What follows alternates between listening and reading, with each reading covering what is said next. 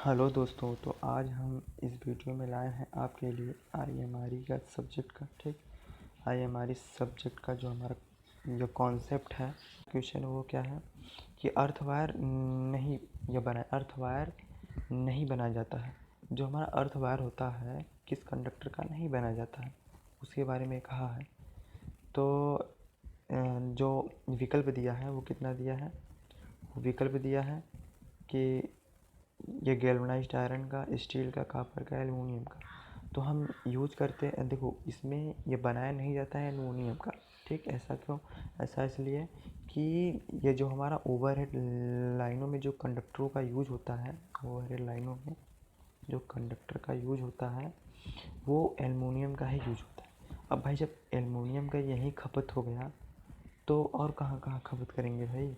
तो इसलिए जो है कि एल्युमिनियम का यूज अर्थवायर में नहीं की जाती। ठीक, तो इसका राइट आंसर होगा डी।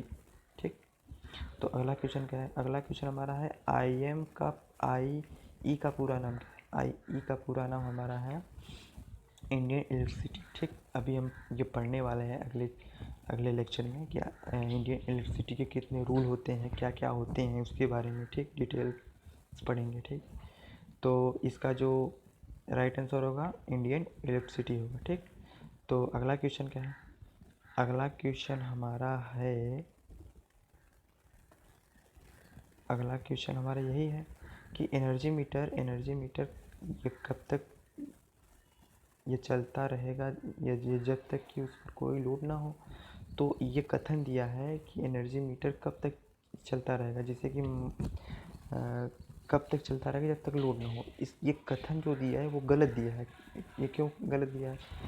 ये क्योंकि ये कह रहा है कि जो हमारा एनर्जी मीटर होता है उस पर अगर लोड न दें तो वो कार्य नहीं करेगा। ऐसा तो नहीं होता भैया, ऐसा तो नहीं होता। अगर आपके घर में ऐसा एनर्जी मीटर लगा हो तो भाई हमको बताइए, हम भी लगवा लें। तो ऐसा होता नहीं है। ठीक है, तो जो ये कथन है वो गलत है। तो इसका जो सही होगा वो क्या होगा? असत्य होगा। ये क्या होगा? असत्य होगा कि भाई ये कथन क्या है?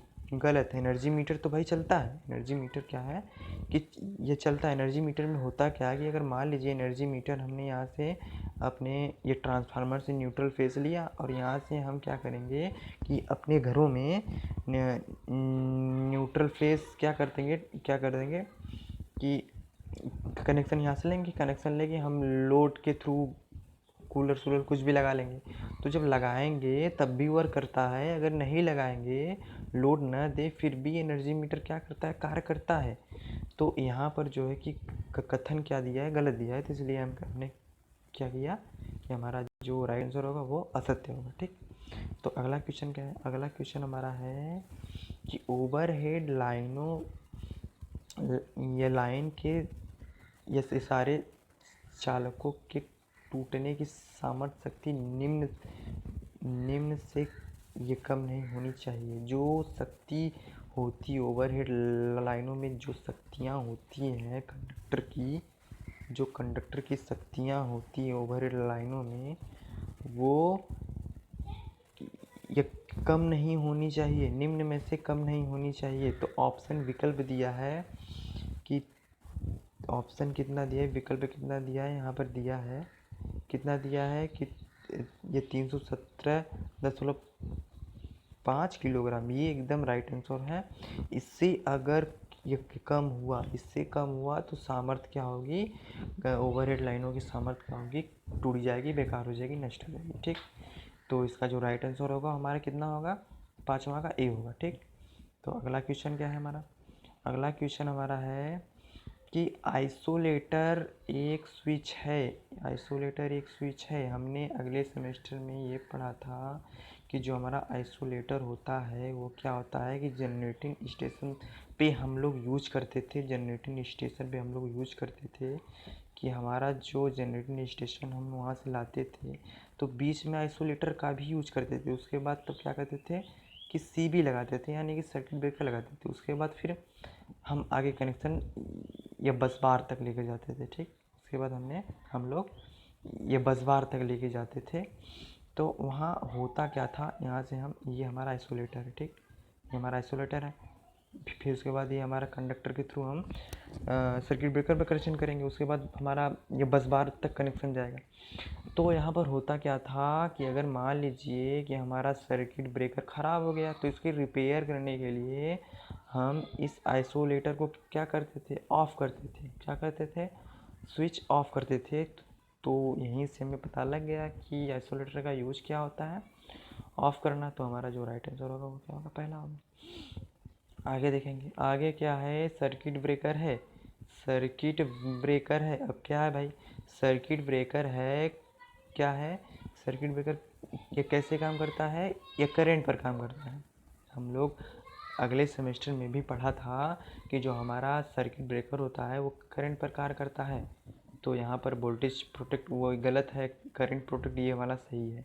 क्यों, क्योंकि जो हमारा ये फॉल्ट होता है, अगर मान लीजिए न्यूट्रल, ये फेज़ है, ये न्यूट्रल है, ये फेज़ और न्यूट्रल यहीं से फॉल्ट हो गया, ये वाला यहीं से कनेक्ट हो गया, फॉल्ट हो गया, तो क्या होता है कि जो हमारा फेज़ का करंट आ रहा था वो न्यूट्रल से चला जाएगा, तो यहीं से निकलने लगेगा, आगे नहीं जाएगा। तो करंट का मान मैक्सिमम हो गया। जब करंट का मान मैक्सिमम हो गया तो यहाँ पर हम सीटी लगा रहे हैं। यहाँ पर हमने सीटी लगाया, यहाँ सीटी लगा कर हमने सर्किट ये ब्रेकर को दिया था, यहाँ से कनेक्टेड। तो यहाँ से जब दिया था तो यहाँ जब करंट का मान मैक्सिमम हो जाएगा, सीटी क्या होता है, करंट का मान मैक्सिमम हो जाएगा। जब करंट का मान मैक्सिमम हो जाएगा, सीटी के थ्रू ये प्लंजर सिस्टमेटिक लगा होता है, वहीं से क्या करता है, सर्किट को ब्रेक कर देता है। ठीक, तो ये हमारा ये करंट प्रोटेक्ट डिवाइस है, हमारा पहला आंसर सही। अगला क्वेश्चन देखेंगे।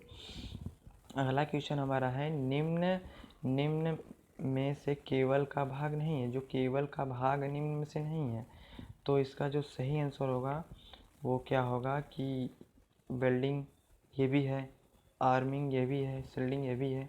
जो हमारा नहीं है वो क्या है, लेथिंग। लेथिंग जो है ये हमारा केबल का भाग जो है नहीं है। जब केबल के बारे में हम पढ़ेंगे कि भाई केबल के अंदर कितने केबल होते हैं, कैसे कैसे होते हैं, हमने अगले सेमेस्टर में भी पढ़ा था, तो वहाँ से हम आराम से टिक कर लेंगे।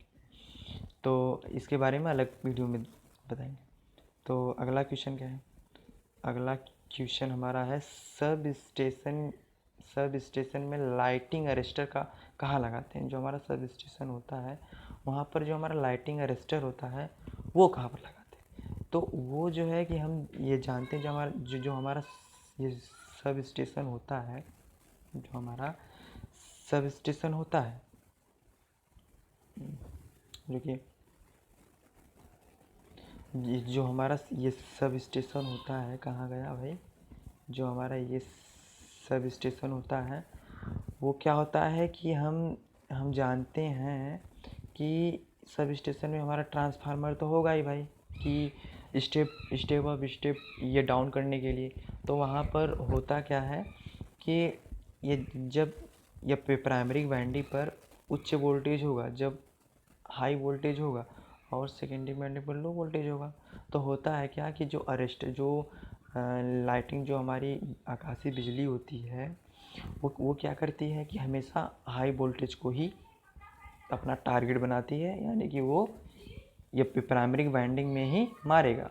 अब लाइटिंग अरेस्टर का मतलब क्या हुआ भाई, लाइटिंग अरेस्टर का मतलब हो गया लाइटिंग का मतलब है बिजली, अरेस्टर का मतलब है भाई अरेस्ट कर लेना, यानी उसकी गिरफ्त में ले लेना। ठीक, तो लाइटिंग अरेस्टर का यूज करते हैं किसके लिए, हम लाइटिंग को अरेस्ट करने के लिए, यानी आकाशीय बिजली को ग्राउंड करने के लिए। ठीक, तो उसका यूज कहाँ होता है, ये पे प्राइमरी साइड होता है। ठीक, जो हमारा प्राइमरी साइड होता है ये ट्रांसफार्मर का, वहीं पर यूज करते हैं। तो अगला क्वेश्चन क्या है हमारा, अगला क्वेश्चन हमारा है कि केवल के एक सिरे से दूसरे सिरे तक को हम क्या कहते हैं, ये मतलब के लिए ये प्रयोग करते हैं, एक सिरे से दूसरे सिरे के लिए प्रयोग करते हैं। किस लिए प्रयोग किया जाता है, क्या क्या प्रयोग किया जाता है, मतलब कि ये जाजिन लांग और फेरुक सोल्ट। तो इसका जो सही आंसर होगा वो क्या होगा, लांग होगा। ठीक, यही होगा। ठीक, आज के लिए इतना, अब बाकी अगले दिन देखेंगे, अगला चैप्टर देखेंगे, या तो यही IMRE के बारे में देखेंगे। ठीक, आज के लिए इतना, बाकी नेक्स्ट डे। धन्यवाद।